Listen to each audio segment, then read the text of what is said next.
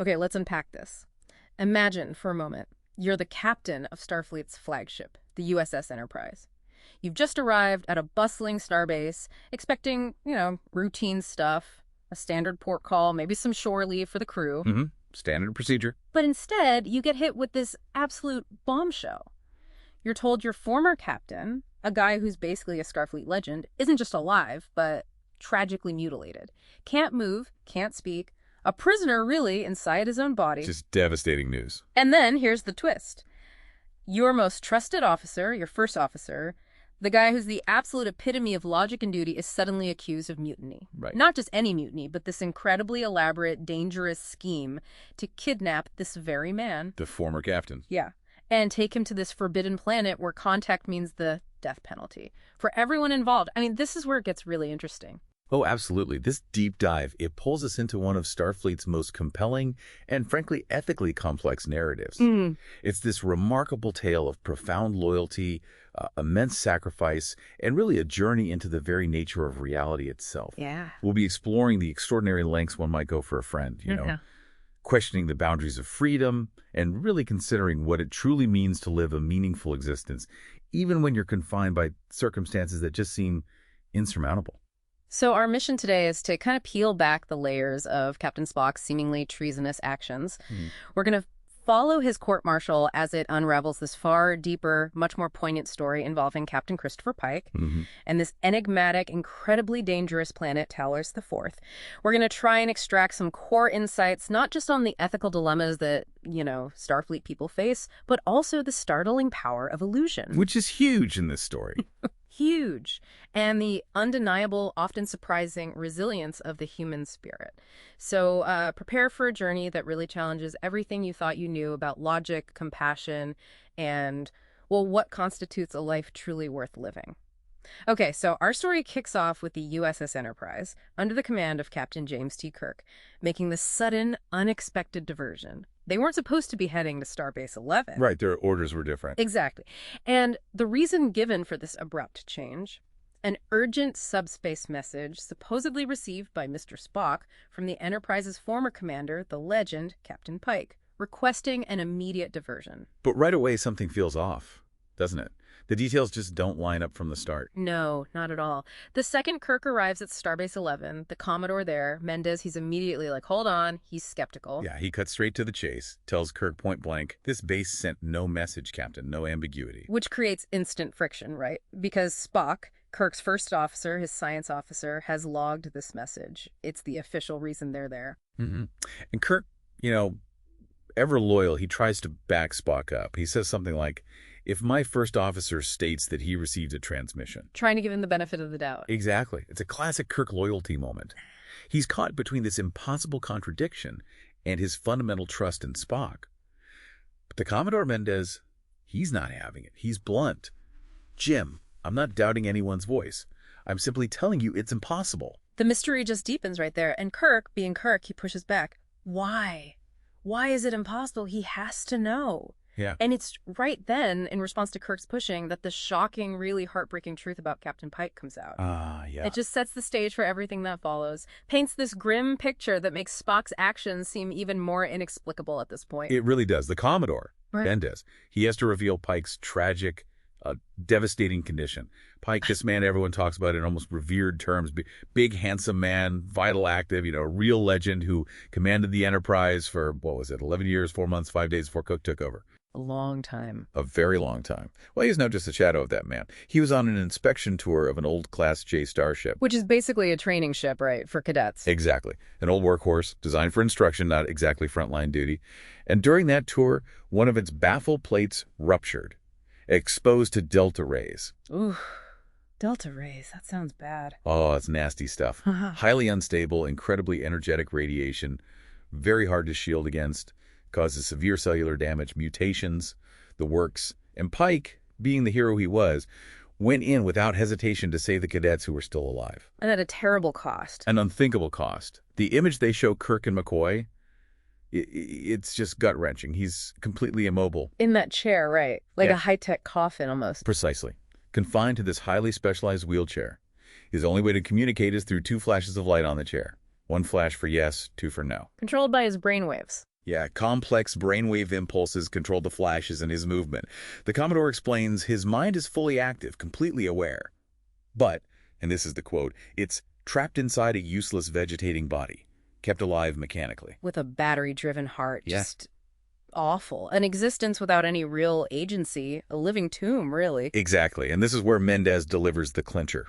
The piece that just shatters Spock's story. He says there's no way he could even have asked for that message to be sent. Boom. Direct contradiction to Spock's log. His whole reason for being there, the entire premise just collapses. Leaves Kirk reeling, grappling with this impossible truth. So, naturally, the investigation at Starbase 11 kicks into high gear. They immediately recheck all the computer tapes, right? Looking at the exact date and time the message was supposedly sent. And Chief Humboldt confirms it, the damning evidence.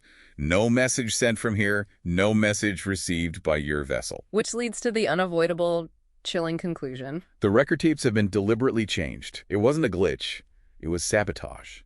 Deliberate deception. And the Commodore, Mendez, he even points out how easy it would be for someone with the right skills. He says something like, a computer expert can change record tapes, duplicate voices, say anything, say nothing. Which, given Spock's role. Exactly.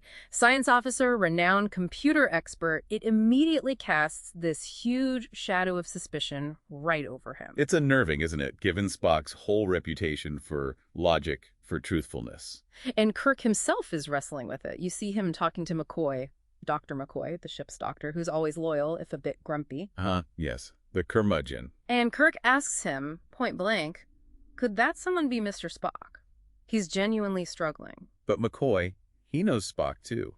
His response gets right to the heart of it. Jim, forgetting how well we both know Spock, the simple fact that he's a Vulcan means he's incapable of telling a lie. It's this internal battle for Kirk, right? Weighing the hard evidence of deception against years of knowing Spock's character, his Vulcan nature. But Mendez offers a counterpoint. A subtle one, but important. He mentions Spock's dual nature. He is also half human, and that half is completely submerged. To be caught acting like us or even thinking like us would completely embarrass. Implying there might be hidden human motivations, emotions, loyalties? Precisely. Despite the rigid logic, maybe there are these submerged drives at play. It forces you to consider the complexity of his dual heritage, especially under extreme pressure. Then Kirk starts to realize this whole thing is a setup, meticulously planned. And Spock, wow, he executes his plan with this ruthless, almost cold efficiency. First step, get McCoy off the ship. Right, the fake medical emergency. A hangnail needing urgent attention back at the starbase. McCoy grumbles about it, naturally. Calls it absurd. Has no idea he's being manipulated. Expertly played. And with McCoy off the Enterprise, Spock instantly takes temporary command. And then issues a fake Starfleet order claiming Kirk is on medical rest leave. A total fabrication. All designed to give him clear control of the ship, no interference. The planning is just remarkable in its detail. And then the true destination is revealed. He sets course for Talos IV. Talos IV, under General Order 7. Which, as you said, is the big one. The only remaining regulation with the death penalty just for making contact. And nobody even knows why it's forbidden. The files just say don't go there. Yeah. It's shrouded in this absolute terrifying prohibition. That detail is critical, isn't it? The sheer severity of that penalty just underscores how extreme, how desperate Spock's actions are. He's deliberately risking death, not just for himself, but potentially for the whole crew. Absolutely. And to make sure they get there, he locks the ship's computers onto the Talos IV course. Manual override. Impossible. Yeah, Kirk finds that out later, tries to disengage it, and realizes he can't without risking life support. An ingenious, terrifying failsafe. Kirk, meanwhile, realizes what's happening, the scale of the deception. He takes desperate action, chases the Enterprise in a shuttlecraft, Trying to catch his own ship. frantically trying to regain command. But Spock, always prepared, just activates a tractor beam. Effortlessly captures Kirk's shuttle, beams him aboard. And then, astonishingly, places himself under arrest for mutiny. It's so calculated, almost theatrical, like it's all part of a larger plan he hasn't revealed yet. Which brings us right back to Spock's mindset here. The absolute conviction. The meticulous planning. It implies there's some greater good, some imperative so overwhelming that it just overrides everything. Logic, career, Starfleet, law, his own life. So the big question is, What could possibly be that important? More important than Starfleet, his life, the crew's lives. Exactly. This wasn't impulsive. It was a carefully orchestrated operation. Every single step, from the fake message to locking the computers, even arresting himself, is all part of this intricate, unyielding design. It really challenges our definition of Vulcan logic. So let's just state it clearly. Spock, Mr. Logic, the guy who can't lie, commits mutiny. A huge, elaborate, dangerous, perfectly executed deception, punishable by death. What on earth could drive him to that? It just flies in the face of everything we, and certainly Kirk, thought we knew. That's the absolute core of the dilemma, isn't it? This deep conviction suggests a loyalty so profound, so fundamental, that it forces him to break every rule. Or maybe he knows something about Talos IV. Something only he understands. That's the strong implication. Something about Talos IV. Or maybe about Pike's condition that no one else gets. A truth so vital it justifies this radical, life-threatening path. From his perspective, it must be the cold, hard, logical conclusion. This extreme measure is the only way. Which poses the initial fascinating mystery for us, doesn't it? What is so critical about Talos IV and Pike being there that Spock would risk absolutely everything? His life, career, identity, everything. The stakes just couldn't be higher. Okay, so Spock's pulled off the mutiny, he's under arrest, calm as you please, and the Enterprise is zooming towards this death penalty planet. Inexorably. Can't be stopped. Right. So the court-martial starts, but it quickly becomes clear this isn't really about convicting Spock in the usual way. It's Spock's stage. Exactly. He's using it with this almost unnerving calm. He waives his right to counsel, pleads guilty to mutiny, and actually requests an immediate court-martial. He knows the death penalty hangs over them for entering the Talos Star Group. He's not trying to argue his innocence at all. No, his real goal is different. He's using the hearing as this carefully orchestrated platform, like a narrative device, to present his evidence. This incredibly detailed, perfectly rendered visual record of Captain Pike's first trip to Talos IV 13 years ago. He's not fighting the charge, he's fighting to tell Pike's story. And he pulls this really shrewd move right at the start, doesn't he? Shows how planned this all was. Oh, yeah. He informs them, Starfleet regulations require 3 officers of command rank for a trial board. Yeah. And, conveniently, They're all right there. Commodore Mendez, Captain Kirk. and Captain Christopher Pike. Even though Pike's in that chair, completely incapacitated. Mendez tries to object, right? Calls him complete invalid. But Spock hits him with the rule book. I believe you'll find he's still on the active duty list. Wow. He uses the bureaucracy against them. It's brilliant. Yeah. He forces them to officially include Pike on the board, which means Pike has to see the evidence too. It's subtle, but yeah, a profound manipulation of the system. It's almost un-Spock-like, in a way, using legal loopholes like that. From a character we see as strictly by the book, yes. But his goal isn't to win the trial conventionally.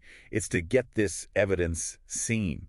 The court, led by Mendez, they're resistant at first. They question these record tapes. They call them impossible, right? Mendez says something like, no vessel makes record tapes in that detail, that perfect. Exactly.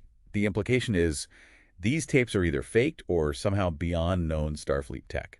But Kirk, despite knowing this looks really bad for Spock, he's just captivated by what's showing up on the screen. Utterly drawn in, he demands to see more. Invokes his right as an officer to observe the proceedings. Which forces their hand, even though they suspect something's wrong. Spock gets what he wanted. The monitor screen fully engages, and boom, we're thrown back 13 years. To Pike's first encounter with Talos IV, it's this amazing story within a story device. So this is where we learn about that original mission. The Enterprise, back then under Pike, picks up this old-style distress signal, an SOS. Right, from a survey expedition, the SS Columbia, a ship that vanished like 18 years earlier. And the signal's coming from the unexplored Talos Star Group. And Pike's initial reaction, it's surprisingly human, isn't it? He's reluctant to divert. Very reluctant. He wants to prioritize their current mission to the Vega colony. He's got sick and injured crew members to think about. It shows a commander weighing practicalities, not just jumping at a potential rescue. And then we get that incredible scene that peek into Pike's inner thoughts, something Kirk clearly never knew about him. The conversation with Dr. Boyce, the ship's doctor, who also seems to be Pike's confidant and bartender. Yeah, and Pike just opens up. He's tired of being responsible for 203 lives. He sounds absolutely burned out. Completely burdened. He talks about deciding which mission is too risky and which isn't, and who's going on the landing party and who doesn't, and who lives and who dies. The sheer weight of command. He's even thinking about resigning, dreaming of a simple life back home, a nice little town, 2 horses. It's such a stark contrast to the heroic legend image. It really is. It shows the immense psychological toll. This kind of leadership burnout is very real, the constant high-stakes decisions, the isolation. It can grind anyone down. It makes you ask, when does that responsibility just become unbearable? It makes him so relatable, though. Humanizes this larger-than-life figure right before things go sideways. Exactly. Yeah. And right after this vulnerable confession, they get a follow-up message. This one confirms crash survivors on Talos IV. That changes everything for him. Taps right into his sense of duty, overrides his exhaustion. He orders warp factor 7 towards the planet, straight into the unknown. So the landing party beams down, Pike's there. It looks like a barren wasteland at first. Deceptive. But then, almost like magic, they see these human survivals. Dr. Theodore Haskins and this young woman, Vina, supposedly born after the crash. And they look healthy, almost too healthy given the circumstances. They promise to show Pike our secret. It seems like this incredible story of survival. But it's all fake, a setup. A complete illusion. Suddenly, Spock, young Spock, Pike's science officer back then, he senses the wrongness, the illogic. He realizes there is no survivors encampment. This is all some sort of trap. We've lost the captain. Chilling moment. The ground just vanishes beneath their feet, metaphorically. Which brings us to the Talosians themselves. Their true nature, their incredible powers. These ancient, super intelligent beings living underground, telepathic. Highly telepathic. But it goes way beyond just reading minds. They can interface directly with your brain's neural pathways, not just perceive thoughts, but inject sensory data. So they can create illusions. Illusions built from your own thoughts, memories, desires. And here's the crucial part. These aren't just fuzzy hallucinations. Your brain processes them as completely real. Just as real and solid as this tabletop, and just as impossible to ignore. That's the quote. Exactly. Your brain physically reacts as if it's tangible. You feel the heat, taste the food, experience the pain. Wow. So connecting this to the bigger picture, the Talosians, they represent this fascinating, maybe cautionary path of evolution. Or devolution, perhaps. They achieved this unbelievable mental power, masters of thought and illusion. But it came at a huge cost. Their society became totally stagnant, dependent on illusions for everything. They forgot how to fix their own machines. Yeah. Their bodies atrophied. They rely solely on illusion for existence. They're literally trapped by their own power, living vicariously through others, completely passive observers. It really makes you question, what's true progress if it leads to total stagnation and reliance on, well, virtual reality? You see that power in action, don't you, when Pike tries to blast through a wall with his phaser? Hand laser, yeah. He's convinced it should work. But the Talosians just make him believe it worked. He sees the hole, feels the heat, but he's still totally trapped. He has no idea. Or the survival camp itself. So detailed, the tattered clothing, everything entirely logical, all designed to manipulate. And their goal, to experiment on specimens. They initially find Pike's intelligence shockingly limited, but adaptable enough for what they want. Which raises that huge question, what does it mean when your whole reality is controlled by someone else? It fundamentally challenges our ideas about reality, free will, even sentience. The Talosians, in their hyper-advanced state, became prisoners of their own power, passive observers needing the excitement of other species' lives. They lost the ability to build or create in the physical world, just living in this constructed mental space, kind of like a living death. So the distress signal, the survivors, Vina, all a meticulously crafted illusion? Bait? A cosmic Venus flytrap, basically, waiting for fresh specimens. And the Enterprise, both then and now, was deliberately led right into their bizarre, terrifying trap. And right about this point in the court-martial recording, the real Commodore Mendez sends a message. Cuts through the illusion Spock and the Talosians are projecting. Yes. A message confirming the Enterprise is receiving transmissions from Talos IV. It orders Kirk's relief from command and tells the illusory Mendez on screen to take over and disable the ship. That's when the full gravity hits Kirk in the court, right.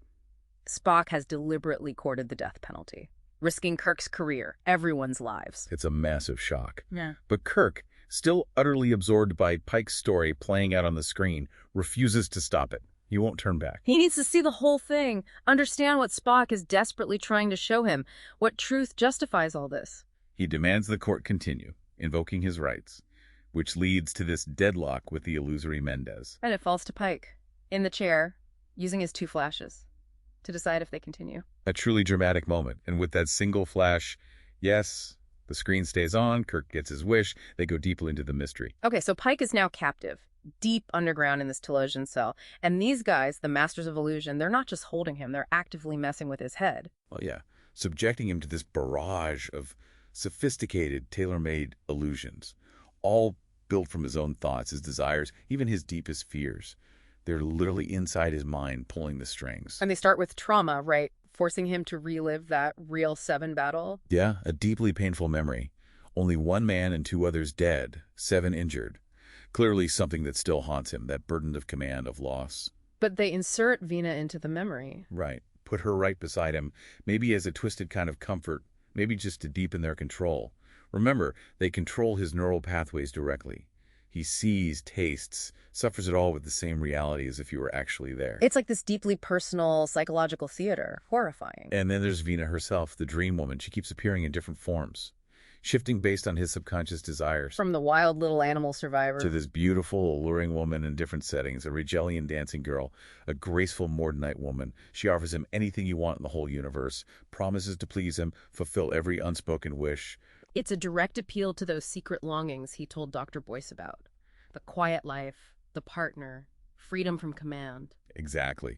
The Talosians, being so disconnected from physical reality themselves, they genuinely believe dreams become more important than reality. It's their whole existence. So they offer Pike this perfect illusionary life, a comfortable home, no more responsibility, Vina as his companion. For them, it's a gift. A benevolent gift in their minds. Total escape from pain, from responsibility. They just can't grasp why anyone would choose harsh reality over a perfect, blissful illusion. It is incredibly tempting, though, isn't it? Everything he secretly wanted. No more impossible choices, no more sending people potentially to their deaths.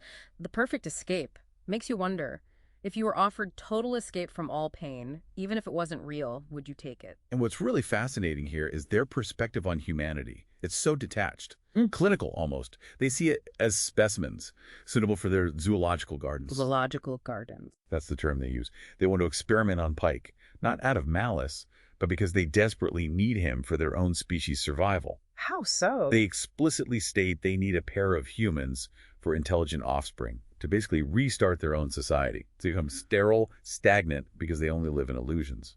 So Pike is Adam, and Vina is Eve, for their breeding program. That's exactly how they see it. A means to an end for their dying race. Wow, that gets even colder, doesn't it? They even start evaluating other crew members. Number 1, Pike's first officer. Inhuman Colt. Yeah. They analyze them like livestock. Number 1 has a superior mind, good for highly intelligent children. Colt has unusually strong female drives. They're not seeing people, just genetic potential, biological resources. It highlights their complete lack of empathy. Other intelligent beings are just resources for their survival. Their existence is so passive they need to live vicariously through more active species and need them to propagate their own dwindling kind. Raises huge ethical questions, doesn't it? About self-determination, exploitation. But Pike, he's not just rolling over, he fights back. Despite the temptations, despite the punishments. Fiercely resists. He starts finding cracks in their mental control. He discovers that raw, strong emotions, particularly hate, can actually interfere with their telepathy. Hate, a primitive emotion, becomes his defense. Exactly. It can block off our mind from them, make it harder for them to read his thoughts, control his perceptions. So he consciously focuses on it. Violent thoughts, hatred of being captive. It's this primal act of mental self-preservation. A fascinating contrast to Vulcan logic, where pure emotion becomes a shield. And he challenges them physically too, or at least threatens to, with the laser. Incredible moment of defiance. He threatens the Keeper, the main Talosian interacting with him, gambles that they value him too much as a specimen to let him die. He basically says, I bet you've made an illusion this laser is empty. Want me to test it on your head? Calls their bluff, shows his spirit is just unbreakable. He refuses to be a puppet. And then we get the really heartbreaking truth about Vina. Ah, yes. She reveals her true appearance, hidden by the illusions all this time. She tells Pike, when the Talosians found her in the wreckage of the Columbia, she was just a dying lump of flesh. They rebuilt her. Everything works, functionally. But, and this is chilling, they admitted they had never seen a human. They had no guide for putting me back together. Oh my God. So she's disfigured. Badly. Profoundly. She's completely dependent on their illusions for her beauty, her wholeness, just her ability to function normally, which is why she can't leave Talos IV. She pleads with Pike to stay, tells him, I can't go with you. That's just devastating. She found peace, acceptance, wholeness, but only in a lie, because the truth of her reality was unbearable. It really forces you to confront that deep human need for acceptance, for feeling whole, even if it's only found in a beautiful deception. So, does a perfect illusion, one that offers comfort, relieves suffering, gives you that sense of wholeness, is it better than a harsh, painful truth? That's the intensely personal philosophical question, isn't it? Vina's choice, born from desperation and the Talosians' twisted benevolence, makes us face that dilemma. For her, the illusion isn't just a trick. It's what makes life tolerable, a customized reality that eases suffering. So after all this, the Talosians just give up on humans. Basically, yes. They conclude humans are too violent and dangerous a species for our needs. Why? They observe very clinically, the customs and history of your race show a unique hatred of captivity, even when it's pleasant and benevolent. You prefer death. Our hatred of being caged, even a nice cage, makes us unsuitable. Unsuitable for their zoological gardens. This flaw, in their view, has condemned their own race to eventual death because they can't use us to revitalize their stagnant society. They don't apologize, they just release Pike. Humanity, failed experiment. That's a profound statement from an alien perspective, isn't it? Our inherent drive for freedom, even choosing death over a pleasant prison, that's what makes us incompatible with them. It's seen as a dangerous, unpredictable flaw. But maybe that flaw is actually what defines our resilience, our ability to grow beyond just surviving. Think about it, our defining trait, this hatred of captivity, makes us too dangerous for beings who live entirely in a dream. It's a really bizarre, backhanded compliment. Our drive for reality, however harsh, makes us uncontrollable to beings who control perception. It's our wild, untamed spirit that breaks their perfect prison. And it also highlights the Talosians' own tragedy. Their amazing power led to stagnation. They can't interact with physical reality, can't innovate. They're prisoners of their own minds. Without an influx of a dynamic species like humans, they're just doomed to fade away. Their success became their downfall. Okay, so the whole incredible story of Talos IV, Pike's first visit, the entrapment, the resistance, the desperate aliens, it's all been laid bare through Spock's evidence. This extraordinary visual record. Right. And now we're back in the present, on the Enterprise bridge, and the final pieces of Spock's plan just click into place. The true purpose of his insane mutiny becomes stunningly clear. It really does. Remember Commodore Mendez, the guy presiding over the court-martial? The one who even showed up on the shuttlecraft with Kirk? Yeah. He was an illusion. The whole time. Get out of here, the whole court-martial. An elaborate illusion, created and projected by the Talosians, transmitted through Spock. It was all part of the deception to manipulate Kirk. The trial, every word, every image, just a diversion. A psychological play to let the Enterprise reach Talos V without Kirk interfering or trying to take back control too soon. Wow. That's layers upon layers of deception. Spock orchestrated the entire thing. The mutiny, the trial, it was all just theater. His real mission, his only mission, Mm-hmm. get Captain Pike to Talos V, where Pike could finally live a full, unfettered life using the Talosians' illusions, free him from that useless vegetating body. It was an act of loyalty, compassion, cloaked in cold logic. Profound loyalty, unparalleled compassion. Spock's reasoning, when you finally see it, is perfectly logical by his standards, but also deeply empathetic. Kirk asks him, understandably, why didn't you just tell me? Why put us all through this? Yeah, why the huge risk? And Spock's answer is simple, direct, and just devastatingly powerful. He says, ask you to face the death penalty too, then adds, one of us was enough, Captain. Oh, man.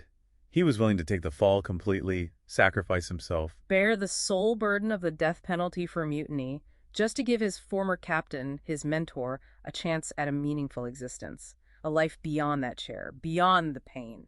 What looked illogical, reckless. For Spock, it was the ultimate logical solution to Pike's impossible situation.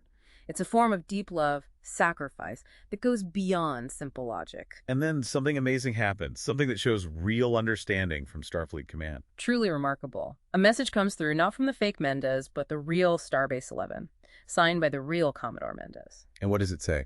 It states that because of the historic importance of Captain Pike in space exploration, General Order 7, that terrible death penalty regulation is suspended, just for this one unique occasion. They're bending the ultimate rule for Pike, for Spock. It's monumental, unprecedented, really. The message ends. No action contemplated against Spock. Proceed as you think best. Wow.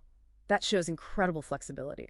profound compassion from Starfleet, recognizing that sometimes rigid rules have to bend for unique ethical situations, for profound human and Vulcan compassion. It's a beautiful moment, where empathy clearly overrides strict regulation, recognizing the value of one meaningful life. So with Starfleet's okay, Kirk turns to Pike, to the broken hero in the chair. And using that simple two-flash system, he asks him directly, Chris, do you want to go there? And Pike. One clear flash. Yeah. It's his choice, his liberation, his final act of self-determination. He chooses the illusion. He chooses freedom from the prison of his body. And connecting this to the bigger picture, it's just a profound statement on what life and freedom can mean. Pike, trapped physically, finds liberation, peace, fulfillment in an illusion crafted by the Talosians for his well-being. He gets to be with Vina. Reunited with Vina, the Talosians restore her illusion of wholeness permanently. They live out their lives together in this perfect simulated world. It really forces us to ask, what is happiness? What is fulfillment when you face insurmountable physical limits? Is an ideal mental reality better than a painful physical one? Especially if the physical offers no hope. It challenges the very meaning of to live. And then that last exchange between Spock and Kirk, it's so poignant. Spock, ever the Vulcan, delivers what sounds like a cool logical statement, but it's packed with quiet emotion, a subtle farewell. He says, Captain Pike has an illusion and you have reality. May you find your way as pleasant. May you find your way as pleasant. What does that even mean? It's layered, right? On the surface, it's a logical comparison. Pike's illusion, Kirk's reality of command, danger, truth. But underneath, it carries the weight of Spock's sacrifice, his compassion. Maybe a quiet acknowledgement that peace and fulfillment can come in different forms. Like saying goodbye to his friend who found freedom in a unique way. Exactly. And blessing Kirk to find his own path, pleasant, whatever his reality holds. It affirms these diverse paths to happiness. So what does this whole thing tell us about logic and emotion? Spock, Mr. Logic himself, commits what looks like this huge act of emotional recklessness, a massive gamble. But it turns out to be the most logical, most compassionate, and really the only viable solution for Pike, whose life was just an unbearable prison. It blows up our neat definitions of logic versus emotion, doesn't it? It really does. Spock, the analytical mind, performs the ultimate act of friendship, shows this profound, almost spiritual understanding of what makes a life meaningful, even if that meaning exists only in the mind. It forces us, the listeners, to rethink those boundaries between what's real empirically and what's perceived subjectively, and how those perceptions shape our existence, our happiness, our definition of freedom. Does true freedom lie in physical ability, tangible reality, or in the mind's power to create its own liberating reality, its own paradise? This deep dive took us from this audacious mutiny, driven by what looked like cold logic, to this profound act of compassion that literally bent Starfleet's strictest rule.